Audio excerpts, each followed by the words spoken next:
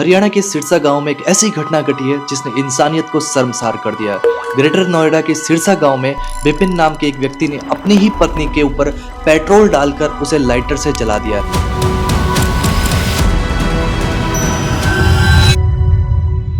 जब मर्डर किया गया था उसका खुद का बेटा उनके रूम में मौजूद था। और सबसे बड़ी बात तो यह है कि उसका मर्डर करने से करीब 1 से 2 घंटे पहले निक्की यादव के साथ बहुत देर तक मारपीट की गई। उसे बार बार दहेज के नाम पर प्रताड़ित किया गया और फिर जाकर दहेज मिलने की संभावना खत्म होती दिखी तब उसने उसके ऊपर पेट्रोल डालकर उसे अपने लाइटर से जला दिया। इतना ही नहीं, उसे जलाने के बाद जब उसके पड़ोसी आ गए तो पड़ोसियों को भी भगाने लगा, लेकिन पड़ोसी बेचारे निक्की यादव को पास के हॉस्पिटल में ले जाते हैं। लेकिन जब वे उसे हॉस्पिटल ले जाते हैं तब बहुत देर हो चुकी होती है और निक्की यादव मृत घोषित की जाती है।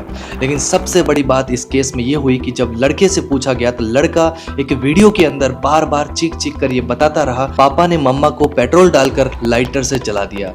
मम्मा के ऊपर गाली कुछ डाला, फिर मम्मा को चाहता मारा, फिर लाइटर से आग लगा दी। पापा ने मम्मा को जलाकर मार दिया। इस गवाही के आधार पर पुलिस ने तुरंत विपिन भाटी को गिरफ्तार कर लिया और विपिन भाटी के साथ निक्की यादव के सास, ससुर और जेठ इन तीनों को भी गिरफ्तार कर लिया गया और उनके खिलाफ मुकदमा दर्ज भी कर दिया गया। सबसे बड़ी बात यह है कि निक्की यादव और इस विपिन भाटी की 2016 में धूमधाम से शादी की गई और शादी में सारा दहेज दिया गया। दहेज के नाम पर इन्हें मर्सिडीज कार दी गई और जरूरत का सारा सामान दिया गया। दहेज कम नहीं दिया गया था दोस्तों, सारा दहेज दिया गया था, बट फिर भी दहेज की जो भूख थी यहाँ पर सुलगती ही रही और पैसा मांगा गया।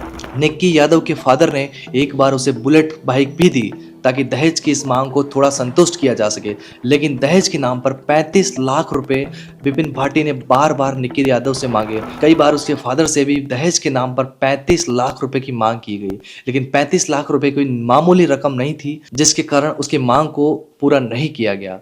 विपिन यादव ने इस मांग को ठुकराता देखकर इस मांग के बारे में बार बार अपने फादर और मदर से भी जिक्र किया गया। निक्की के सास, ससुर और जेठ ने भी विपिन का साथ दिया। उस मारपीट में वे भी सम्मिलित हो गए।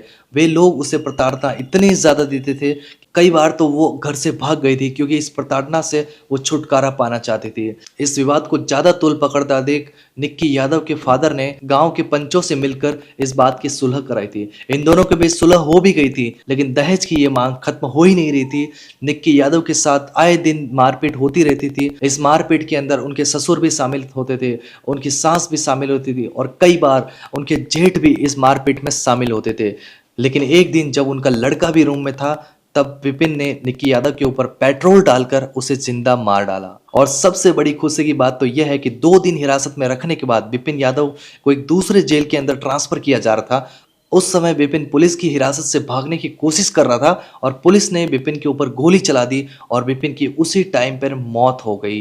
विपिन यादव का एनकाउंटर होते ही लोगों के अंदर खुशी की लहर दौड़ गई। लेकिन क्या दोस्तों, दहेज की इतनी ज़्यादा मांग होनी चाहिए? एक बाप अपनी बेटी को बहुत मुश्किल से पढ़ा पाता है और उसके कारण बहुत सी ज़रूरतें पूरा करने में असक्षम होता है, लेकिन दहेज जैसी चीज़ हमारे समाज को सड़ा देती है।